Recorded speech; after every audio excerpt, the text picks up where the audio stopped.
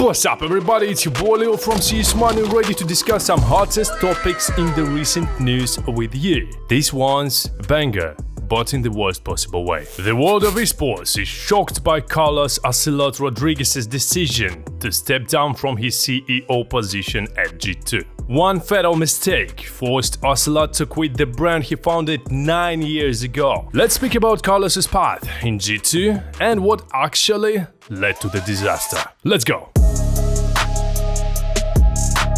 Carlos Rodriguez started his path in esports as a competitive World of Warcraft player, but soon he transitioned to League of Legends. He played in SK Gaming as a mid laner and had some minor success. That success though should not be enough to call some regular gamer an esports legend. Well, Carlos was anything but a regular player. Ocelote was always a standout. In some of his first interviews as a pro player, he stated that he grinds ridiculously less than others pros because he wanted to enjoy his life.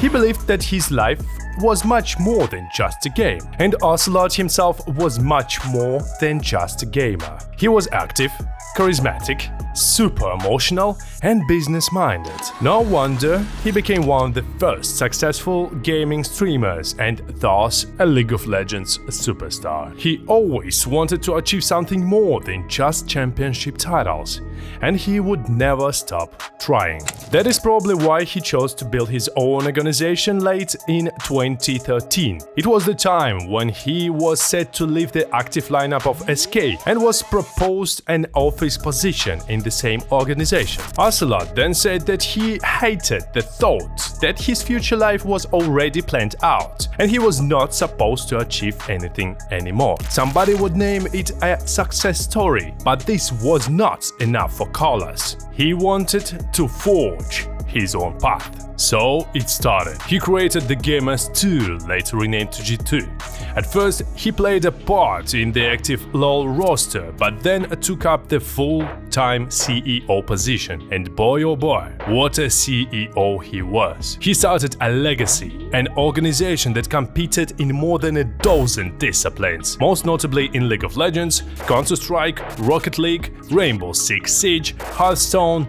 and Valorant. The G2 brand was known for two things: success and hype. Ocelote was a big part of it.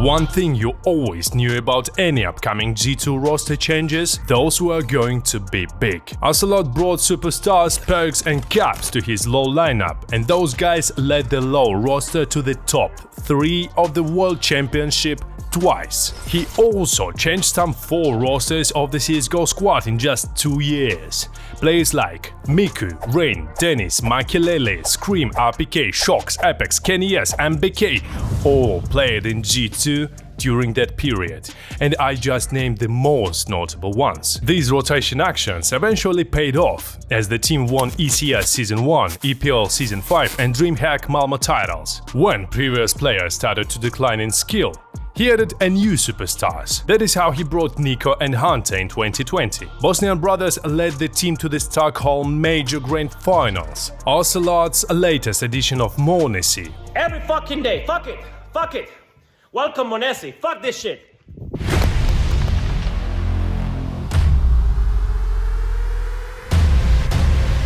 Turning around. Timing. Looks good, hits the shot. One more. Monty's got it. This guy was a blockbuster, as the prodigy is expected to usher in a new era of CSGO. No matter how absurd or expensive the transfer seemed to be, Carlos was able to persuade investors that it was worth it. He had his point. G2 has won almost $10 million prize money in just 4 most profitable disciplines out of all that club competed in. One more thing you can't deny is Ocelote's ability to create fuzz around everything he touched.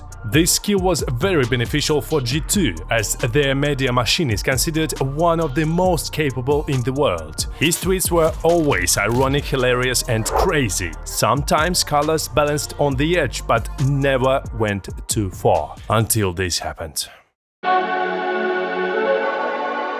On September 7th, 2022, Ocelote posted a video where he was celebrating the G2 League of Legends roster win in the company of Andrew Tate. Tate is notorious for his violent and misogynistic speech. It is also known that he is accused in human traffic and raping. The community and the G2 fanbase reacted harshly, as Andrew Tate was not the image they wanted to associate with G2. That was when Rodriguez struck another nail in his coffin. Instead of posting an apology, he insisted that he had the right to hang out with whomever he wanted. That was a red flag for the community and business partners. Not only did he not apologize, but he also continued to justify his behavior in his tweets and likes, even after being suspended for 2 months from all the operations by his organization. And that is when the nuke exploded. G2 was set to take part in Riot's organized Valorant franchise league. As a worldwide esports powerhouse, they would have this privilege for free.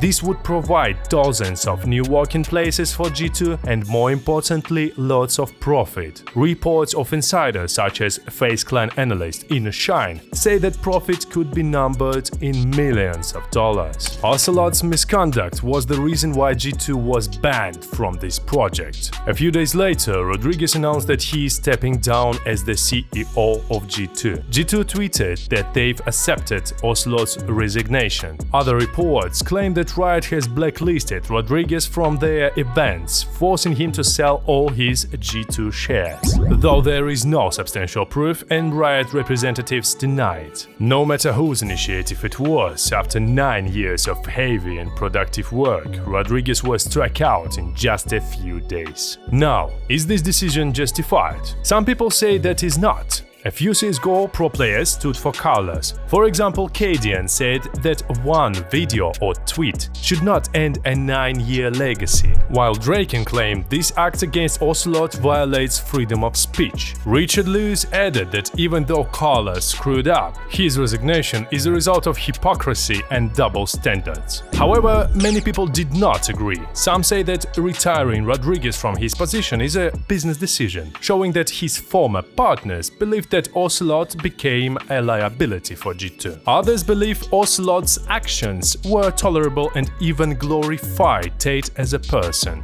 which is not acceptable. It is well known that people should take responsibility for their actions. Carlos was always a bit reckless, and this time it cost him dearly. It is hard to judge someone as charismatic as Ocelote, but as Carlos has the right to determine where to draw his line and party with whoever he wants. The fans have the right not to tolerate their beloved team's relations with a sexist and shady person such as Andrew Tate, as well as G2 partners have the right to draw the line and not to work with someone who may cause reputational risks. This was a tough topic for me, guys, because I'm a big fan of G2.